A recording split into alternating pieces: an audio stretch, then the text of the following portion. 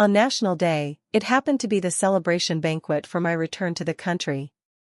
My boyfriend of 5 years arrived late with a young girl. The young girl provocatively smiled at me. "Sister, you went abroad for your PhD, you must be quite old now. At such an age and still not married, don't your parents pressure you to get married?" "Forgot, sister, your parents have long passed away." My expression darkened. My boyfriend, who always cared for me, only smiled at the corner of his mouth, gently stroked her head, and said to me, "Lily is young and immature, you be sensible and don't stoop to her level." In a corner of the banquet, my boyfriend fiercely kissed her. "I would never marry that old hag. Little demon, don't even think about marrying someone else." Later, I left him as he wished and married someone else. But he rushed abroad for a few sleepless days to snatch me back, kneeling on one knee with bloodshot eyes. Don't marry him." At the celebration banquet, my boyfriend Aaron texted saying he might be a little late. My friends teased, "Aaron might be preparing a gift for you. Look at that diamond ring from your engagement, Aaron really knows how to spend on you." I wore a smile on my face, only thinking about how I would throw myself into his arms when we met. During the 3 years of long distance while studying abroad, I missed him so much I was almost going crazy. 2 hours later, as the celebration banquet was about to end, Aaron finally arrived late. But there was a young girl by his side. My steps toward him came to a sudden halt. Because I saw that the engagement ring that originally belonged to me was now on the little girl's hand. My friends widened their eyes and whispered to Aaron, "Are you crazy? Why did you bring her here?" Aaron seemed a bit indifferent. "What's the big deal? If Lily wants to come, then I brought her." Noticing my gaze fixed on the ring, Aaron showed a flicker of panic, then casually explained, "You don't need that ring at home, so I just let Lily wear it for a while." "Sophie, you definitely won't mind, right?" I was stunned. That ring, if anyone else even touched it, he would fly into a rage. Now, looking at the boyfriend in front of me, I suddenly felt very unfamiliar. He used to be considerate and meticulous, never speaking to me like this. Lily glanced at me, provocatively threw the ring on the ground, "A ring worn by an old woman, I don't want it." The ring bounced several times on the ground and finally landed in the fire. Aaron didn't even look at the ring, quickly put her hand into his palm, and nervously said, "How is it? Is your hand hurt?" I instinctively bent down to pick it up. It seemed like Aaron's words during his proposal echoed in my ears. "Sophie, I love you, I swear I will always love you until the seas dry up and the rocks crumble." Noticing the gazes of friends around me, I forced myself to stop the action. I didn't want to appear too embarrassed. My complexion was far from good. A friend glanced at me and quickly walked over to Lily. "How can you talk like that? Go apologize to Sophie right now." Lily was defiant, pouting, "She brought misfortune to her own parents, and I'm still afraid this ring will bring bad luck. This matter is a permanent pain in my heart." I couldn't imagine how Aaron turned the part of my past I least wanted to mention into a joke to tell his little lover. I couldn't bear it any longer, and raised my arm high, ready to strike.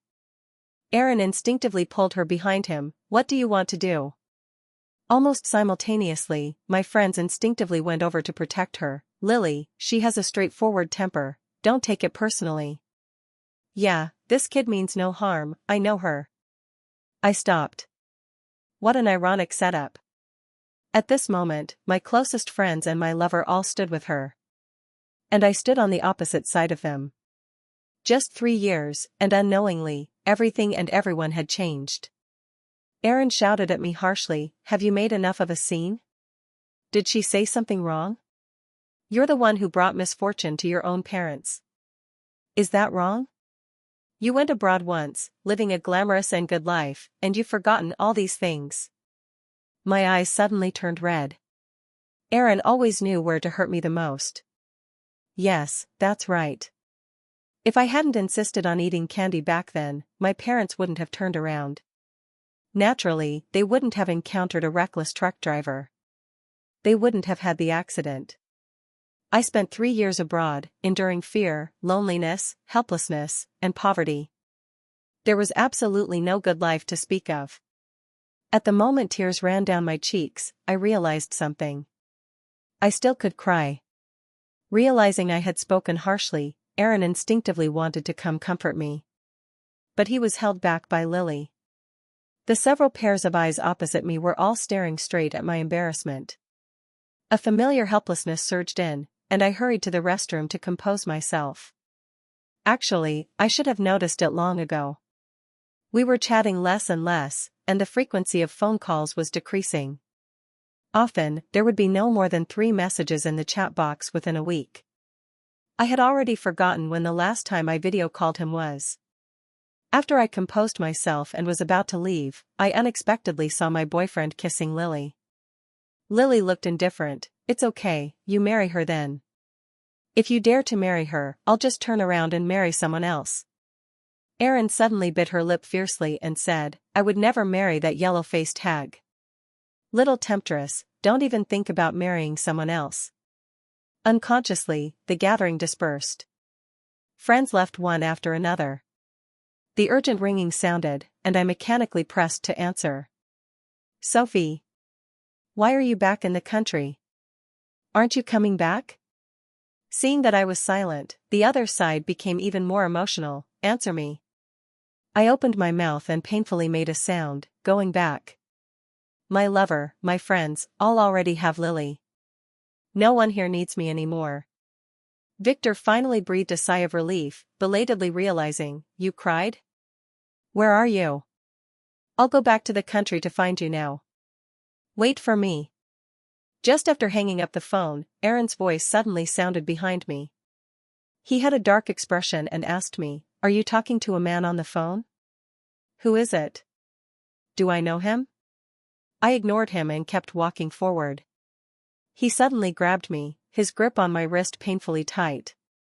He seemed unwilling to let go until he got an answer. I had no choice but to brush it off casually. "A colleague, asking me about handling some documents." Only then was he satisfied, pulling me to walk outside. "Let's go, Mom and Dad are waiting for us at home." Only then did I notice that Lily had also left here at some unknown time. My dad and Aaron's dad were old comrades. So after Dad passed away, I had been living at Aaron's house. Both emotionally and logically, I should go back and visit. Opening the front passenger door, a seat cushion with Lily's name on it. Letter stickers with Lily's name. And a butterfly knot neck pillow engraved with a big Princess Lily's seat. I hesitated for a long time, deciding whether to sit in the back seat. Aaron suddenly glanced at me sideways. "Don't sit here, Lily is petty and doesn't like others sitting there. Be generous." He remembered that Lily was petty, but forgot that I get carsick badly and can only sit in the front passenger seat. I said nothing and opened the back door. What came into view was a set of red sexy lace lingerie. During the 2 hours Aaron was late, I was eagerly and joyfully waiting. But they were sweating profusely in that small space. What a joke. After arriving home, Aaron's parents happily grabbed me. "You're back, finally back." After some catching up, Aaron's mom pulled me aside to look at the invitation cards. "Sophie, look, which of these designs do you like best? I've been choosing for a long time for your wedding." "Wedding?" I quickly declined. "Mom, Aaron interrupted me just in time, collapsing onto the sofa. "Mom, you two handle these little things. Sophie is still tired right now." I was a bit surprised. His tone, does that mean he plans to get married? Then what about Lily?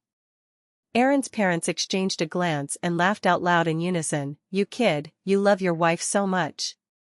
You used to go abroad to see Sophie from time to time, but after marriage, you can see her every day." Aaron, unusually flustered, quickly changed the subject. I keenly sensed something was wrong and quickly contacted one of our friends. Man, can you check if Aaron has posted on Facebook in the past 3 years? In these 3 years, Aaron clearly never came even once. Man replied instantly. "No, why do you ask?" I still didn't quite believe it. I asked a few other friends, and they gave the same response. I almost believed it. Suddenly, I remembered I had another small account on my phone, registered by accident at the time. I logged into the small account again and opened Aaron's Facebook. A flood of posts poured in one after another. Every post was a selfie of him and Lily. It turned out he and Lily were traveling around the world. I suddenly felt dizzy and disoriented. In these 3 years, I had countless times mentioned wanting him to come find me. He always said he was busy during that period. After dragging it out for 3 years, I never saw him. But it turned out, he had time to travel around the world with Lily, yet no time to spend a few hours to come see me, even though I was in a neighboring country. When I received the admission notice, considering financial factors, I initially did not plan to go. But Aaron's family is not short of money, and Aaron's parents also wanted me to study abroad for a PhD. So they sent me the annual tuition and living expenses through Aaron. At first, I could be considered well provided for, but that only lasted a few months. After a few months, Aaron stopped sending the promised living expenses. I had to pay the tuition with the money I earned from part-time work. Because of poverty, I could only rent a dilapidated house. There were always a few grim-faced men loitering around the house. After class at night, they would leer at me with lecherous smiles as I went home. I was scared, so when I slept, I could only lock all the doors and windows, even adding several locks on one door, and then blocking it with a large wardrobe. Even so, there were still a few drunk people loudly banging on the door. I was extremely afraid to call Aaron. Aaron just said, "Baby, I'm very busy at work, hang in there, it will be better by dawn."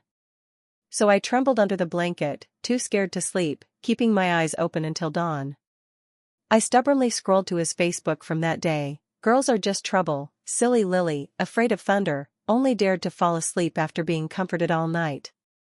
Below are the messages from Man and other friends. Lily is timid, what's wrong with you being a big man and comforting her more?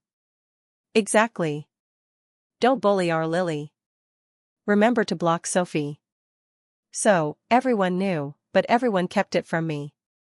During these 3 years when I was busy with my studies from dawn to dusk, hoping to graduate early and come back to see Aaron, Aaron turned all my friends into Lily's close friends, leaving me completely out of place with them.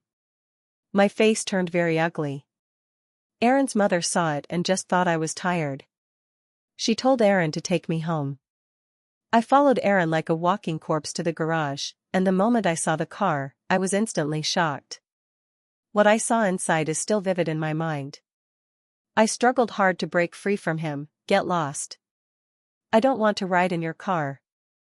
Aaron frowned, took a deep breath, and patiently said, "Then how are you going to get home?" I ignored him and stumbled along, heading straight back. Step by step, I made my way home. It was already completely dark. Aaron drove with the headlights on, slowly following behind me. When Aaron found out I liked quiet, he specifically bought the house in the suburbs. I walked for a full 2 hours, and my feet were blistered. Back home, Aaron wore a sullen face. What exactly are you making a fuss about? After going abroad, you've really become more and more spoiled. Who spoiled me? I struggled to survive for 3 years abroad. How could I possibly be spoiled? I said nothing, just quietly observed the room's arrangement. My study had been turned into a nail salon, filled with all kinds of nail supplies. The dressing table was covered with makeup that wasn't mine. Even the teacup in the bathroom was labeled with a cute sticker saying Lily's use only. The room Aaron and I had carefully decorated was now full of traces of him and another woman. I was tired and didn't want to argue anymore. I opened a guest room, just wanting to have a good sleep. Inside the guest room, Lily was sitting there, wearing a wedding dress. I was stunned. This wedding dress was my mother's heirloom. It was the only one she had left. And now, that wedding dress was being worn by Lily. She cut off the yellowed parts of the wedding dress and threw them on the floor. All the jewels and diamonds embroidered on the dress were taken off by her. When my mother got married, she was extremely thin, so the dress was already bursting at the seams in many places when worn by Lily. Seeing me come in, Lily looked at me provocatively and forced herself even more into the wedding dress. With a rip sound, the wedding dress was completely ruined. Outside, a timely clap of thunder sounded. I shivered, as if I saw my mother flying away from my side once again. I crazily grabbed the vase beside me and smashed it on the ground, screaming hoarsely, "Who told you to touch this wedding dress? Take it off, just take it off." Lily panicked and shrank into Aaron's arms, but her peripheral vision showed a triumphant smile. "Brother, I'm so scared." I grabbed the bag in my hand and kept hitting Lily with it. My voice even carried a sob. "Take it off, this is." Aaron slapped my face hard. "Have you caused enough trouble? This is my home. If you want to act wild, go outside and do it. It's just a broken wedding dress, is it really worth it? Are you crazy poor?" I collapsed to the ground like a deflated balloon. He once said, "Sophie, this is our home, so you can decorate it however you like." Now he says, this is his home and tells me to get lost. That wasn't just a broken wedding dress. It was the only comfort left to me from my mother. But he has already forgotten. He forcefully dragged me to the door and suddenly pushed me into the pitch-black night. "Get out and reflect on yourself properly, and only come back after you've finished reflecting." Then he slammed the door shut. Another thunderclap struck the sky, casting shifting shadows across the garden. A wave of unbearable memory surged in my mind, and I seemed to desperately grasp at a lifeline as I pounded on the door. "Please, let me in, I'm scared. Aaron, please, let me in." I was so scared. The intense fear caused uncontrollable dizziness and nausea, my whole body spinning. I even thought, if he let me off today, all the past hurts would be wiped clean. But he didn't. While joking with Lily, he snorted coldly, "What are you pretending for? You just want to compete for Lily's favor. You're not afraid of thunder at all, stop pretending." I wasn't afraid of thunder before. But that night, alone with the sound of pounding on the door and the thunderstorm, I developed a traumatic stress disorder related to thunder. Aaron still hadn't opened the door. In a daze, I seemed to see the young Aaron. I was locked inside the equipment room, and Aaron, ignoring the teacher's objections, stubbornly smashed the lock with bricks one blow at a time. A beam of light shone on him. He was like a god descending before me. The god carried me on his back for a long distance. When I woke up, I was on a man's back. The dim street light shone on his face, and I groggily asked, "Is it Aaron?" Victor was almost laughing in anger, gritting his back teeth and muttering, "Sophie, look who I am." In my haze, I had only one thought. The god had changed. After walking for an unknown amount of time, a loud screech of brakes came from behind. Then came the sound of hurried footsteps. Before I could react, Aaron had already punched Victor in the face. Victor's body swayed as he carried me on his back. He carefully helped me lean against a street lamp. Then the two men started fighting fiercely without holding back. Aaron's punches landed solidly. "Who allowed you to touch my girlfriend? She is mine." Victor snorted coldly, "Not necessarily from now on." Aaron's eyes seemed to blaze with fire as he hit even harder. He kept talking about our past. "We were together for 10 years, 5 years as a couple, and have met each other's parents. She used to cook for me early in the morning, buy medicine for me at midnight, and when I was seriously ill, she stayed by my side day and night. What do you have to compare with me?" He snorted coldly, not forgetting to scold me. "It's just that you've been abroad for too long, not a bit of the tenderness you had before, really disappointing." Victor stopped and looked at me with eyes full of pity. He gritted his teeth. If she were still tender abroad, she'd have been driven to death long ago. Aaron froze in his movements, his rambling voice seeming to be paused. "What do you mean?" Victor sneered. "She works 3 jobs a day, and at night she can only stay in a shady alley. If she didn't develop a tough skin, those scumbags would have eaten her alive long ago. Don't pretend you don't know." Aaron stepped forward and grabbed his collar, his eyes bloodshot. "Why would she have to work 3 jobs? She has never suffered like this before." Victor said nothing, just stared at him with a cold smile. Aaron suddenly remembered something and slapped himself hard across the face. "I shouldn't have entrusted this matter to Lily. How dare she?" Aaron grabbed his hair hard, his eyes red, full of regret. Victor still felt it wasn't enough and continued, "She is your girlfriend, so where were you when she was being followed and stalked abroad? Where were you when she was being harassed and bullied? Where were you when she was alone in the room, curled up, covering her ears, scared of a few drunk bastards knocking and disturbing her? Where were you when she missed you so much she cried all night, even dreaming of crying out for you? You keep saying you're her boyfriend, but during the 3 years of studying abroad, I never once saw you. If you had gone even once, you would know what kind of life she was living. So, where were you?" Aaron was stunned, not expecting that I would live such a hard life. She didn't. In a flash, he remembered everything.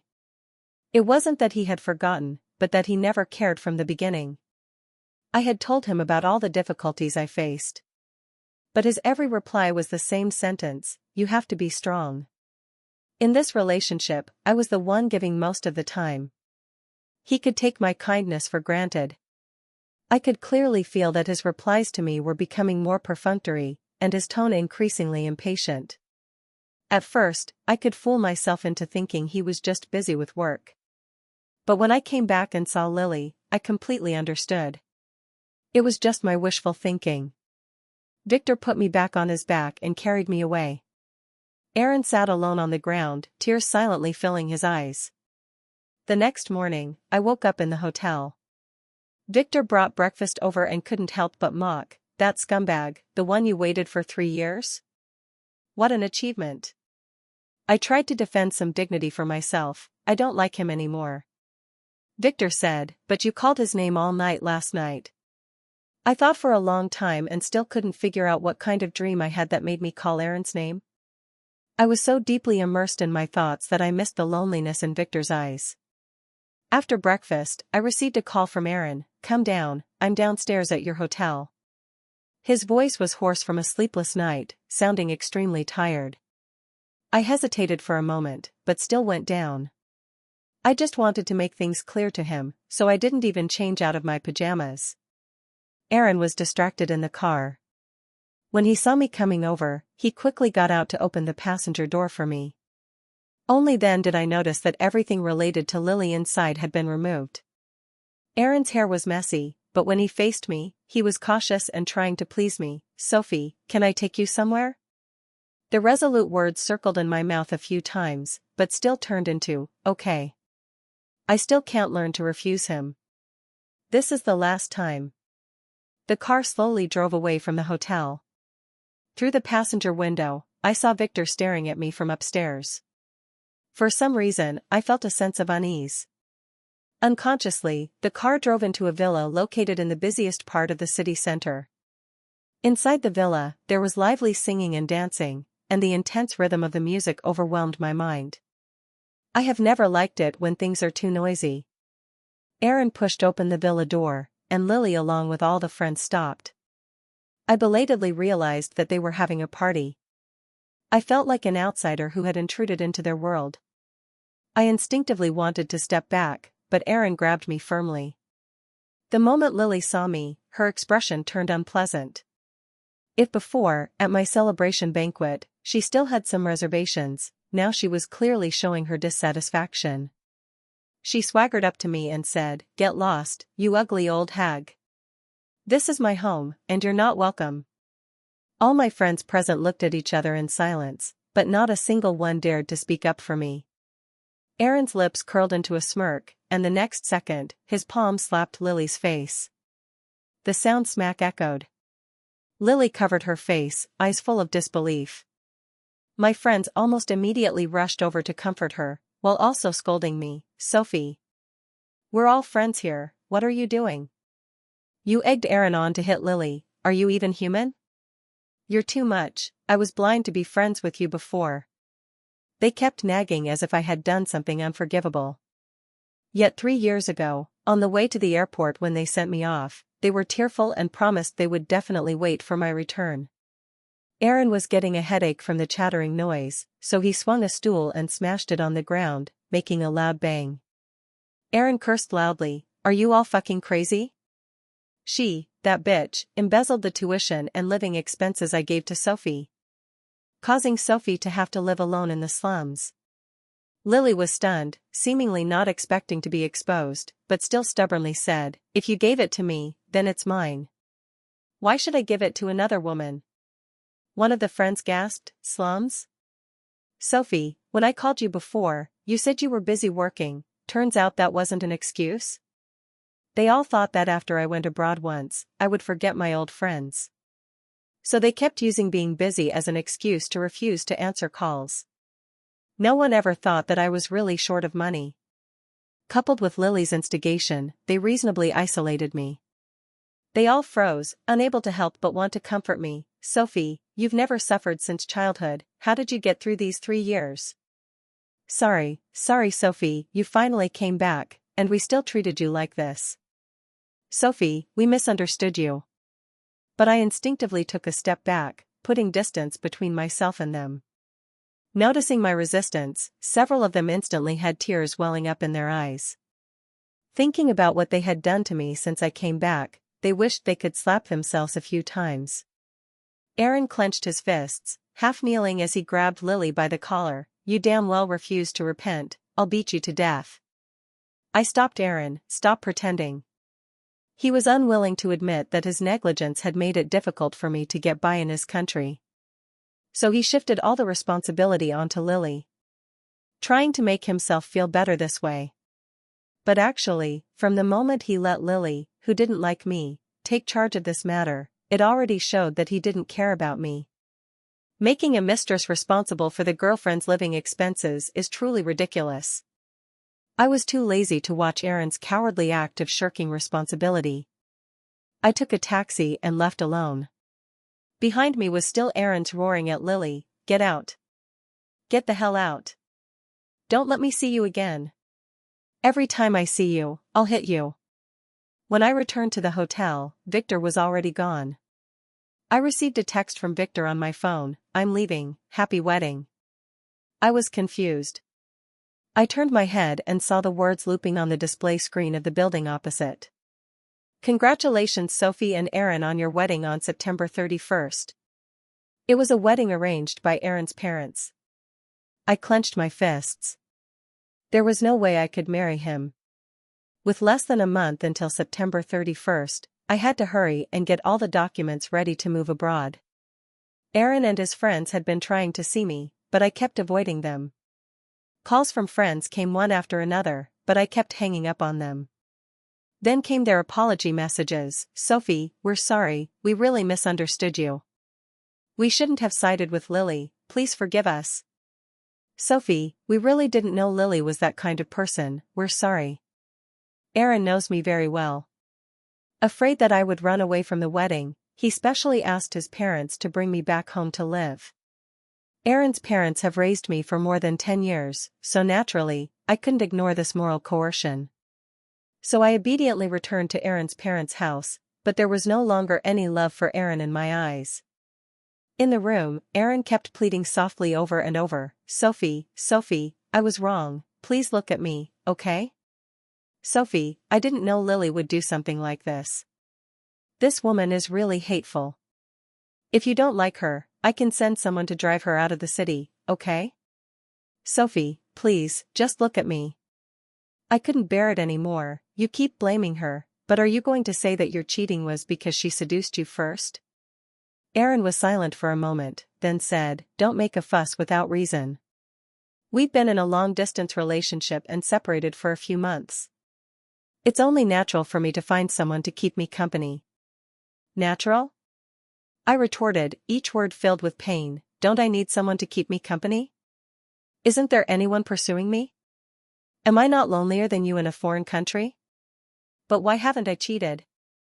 Because I love you, I can firmly reject other men's advances, I can endure your nearly 3 years of lost contact, and I can hold on month after month relying on the scattered messages in the chat box. Aaron, this is not natural at all, you simply don't understand what love is. My words fell like thunder. Only after standing in my position did Aaron belatedly realize that I truly loved him. And that he was really about to lose me. He was unusually flustered, even a bit at a loss. Sophie, I was wrong. Can I make it up to you in the future? Let's get married. After we get married, I will definitely make it up to you. Let's forget these 3 years, okay? Let's start over, okay? I fumbled with the visa in my hand, my voice firm. I will not marry you. You won't find anyone who loves you more than I do. Aaron, what goes around comes around, you will get your karma. Aaron was determined to keep me by his side. He was also terrified that I would leave. So he directly moved the wedding date up to 3 days later. I was mechanically taken by him to shoot wedding photos, try on dresses, and choose jewelry. He carefully picked out diamond rings one by one, occasionally turning back to gently ask me, "Wife, which one do you think looks better?" I ignored him, so he chose the biggest one by himself and forcefully put it on my finger. I couldn't resist him. When leaving the jewelry store, I casually threw the diamond ring into a roadside fire pit. The ring was instantly devoured by the fierce flames. Aaron instinctively reached into the fire pit to retrieve it, but was stopped by an old man. "Young man. Don't you want your hand?" Aaron looked up at me, his eyes full of sadness and confusion. "Why?" "What, your little lover can be thrown away, but I can't." Aaron nodded in response, then turned and went back to the jewelry store. When he came out again, he had a handful of rings and placed them in front of me. "Here, throw them away. Once you throw them away, will you stop being upset?" See, it looked like I was the one making an unreasonable fuss. Passers-by who couldn't stand it came over to scold me. "Look at you, young lady, such a spendthrift. There are better ways to calm down, why burn diamonds to vent your anger? Our country's resources are being wasted by people like you. Young man, why did you marry her? A spendthrift woman." Aaron ignored them and threw the handful of diamond rings in his hand into the fire. Watching them disappear bit by bit, Aaron asked me, "Are you satisfied?" Soon, the wedding day arrived. Only on the night of the wedding did Aaron allow me to be alone. At all other times, he stayed by my side. That night, I went to the home Aaron and I shared and packed up my mother's wedding dress. At the same time, I took advantage of a moment when no one was paying attention and quickly ran to the car at the intersection. The vehicle began to speed through the bustling traffic. Victor turned his head to look at me. "Have you made up your mind? Not coming back anymore?" I hugged the wedding dress tightly and nodded heavily, firmly engraving this place where I had lived for more than 20 years into my heart. Victor sighed. "Let's go, the teacher and senior students are all waiting for you to return." I looked up at him. "What about you?" He looked a bit uneasy, clearing his throat awkwardly twice. If you go back, of course I have no objection." After a while, a black Cayenne followed behind the car. In the darkness, it was like a leopard relentlessly chasing the car. Victor squinted his eyes and pressed the accelerator to the floor. The two luxury cars sped forward and backward, attracting the attention of many passers-by. Soon, the car arrived at the airport. I hugged my things and ran inside quickly. Aaron behind me helplessly shouted at my back, "Sophie! Don't you want me anymore?" This time, I did not look back. After going abroad, Aaron kept calling me. But I refused all the calls. Friends who heard I went abroad again cried and asked me when I would return. They said they wanted to make it up to me. But this time, I won't be going back. On Facebook, they apologized to me one after another. I just pretended not to see it. Friendships that fall apart at the slightest breeze are not worth keeping. Later, I heard that Aaron sued Lily in court to get his money back. But that money had long been squandered by Lily. Lily could only go to jail. That day, all the posts on Facebook were, "Evil will be punished." It seems they also hated Lily deeply. After I blacklisted Aaron, his temper flared up. He just thought I would be like usual, angry for a few days and then get over it. So he generously gave me a 3-month cooling-off period. He said, "You're not very rational right now. Calm down and then we'll talk." He firmly believed I wouldn't leave him.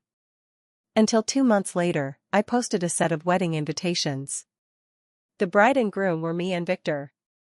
After I returned abroad, the senior brothers and sisters in my sect were always secretly matchmaking. So, it was only natural that he and I ended up together. On the night I updated the wedding invitation, Aaron called me from hundreds of different numbers. "Sophie, I was wrong, it's all my fault, don't marry him. Sophie, please, give me one more chance." He kept calling from 7 or 8 o'clock until 10 at night. I couldn't take it and chose to turn off my phone. At the wedding the next day, Victor and I were about to exchange rings when the main door of the banquet hall suddenly opened. At the end stood a disheveled man. It was Aaron. He already had some gray hair at his temples, completely disregarding his appearance. Wearing pajamas and with a scruffy beard, he rushed to my wedding venue. "Sophie, don't marry him." Victor's eyes narrowed dangerously as he was about to signal the security guards to come and stop him. At the same time, his other hand firmly locked around my waist, as if afraid I would run away. Aaron came running over. Seeing the wedding dress I was wearing, he looked full of disdain. "Sophie, this man won't give you happiness. He wouldn't even bother to buy you a decent wedding dress. Sophie, give me one more chance. I swear, I will never let you down again." I lowered my eyes to look at the wedding dress I was wearing. It was the one that Lily had ruined. Victor stayed up for several nights because of this dress, hiring countless technicians to repair it. He even insisted that every diamond and every jewel be exactly the same as before. But Aaron wouldn't. I can even imagine what he would say: "It's just a wedding dress, just buy a new one. Don't be so fussy." The security guard had already started walking towards him, and I shook my head to signal them to leave. "Aaron and I, today there should be a conclusion." I took a deep breath and slowly looked at Aaron, saying seriously, "This is the only thing my mother left me, do you remember?" His nagging suddenly stopped, and his face was full of astonishment. I smiled at him, the smile full of relief. "I once told you, this is a relic my mom left me. But you didn't care, and even allowed Lily to destroy it. I'm allergic to mangoes, but every year on my birthday, you sent mango cakes that Lily likes. You got used to my kindness and never cared about my feelings. But today is the most important occasion in Victor's and my life. Can you think for me just this once?" Aaron staggered and almost lost his balance. He stumbled off the stage, his eyes full of unwillingness as he looked at me. Among the crowd, he watched helplessly as we went through the entire wedding. I don't know how much time passed, but by the time the guests had all left, Aaron was finally staggering and turning to leave. Where he had once stood, a large patch of cigarette butts was burning. Aaron's parents were very kind and did not question me about why I ran away from the wedding or why I married someone else. The elderly couple had come all the way abroad to see me. They took out the gift money in their hands, smiling as they patted my hand. "You child, we've watched you grow up since you were little. If you didn't marry Aaron, it's because you didn't fight hard enough. Consider this red envelope as our dowry for you. We have always regarded you as our own daughter." I was a bit touched. No matter how Aaron treated me, his parents always treated me very well. When they left, they looked at me reluctantly.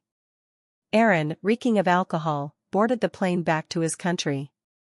He was dizzy and confused but kept looking back at me, trying to engrave me in his heart. We both knew this might be the last time we see each other in this lifetime. After this farewell, with mountains high and roads far, we may never meet again.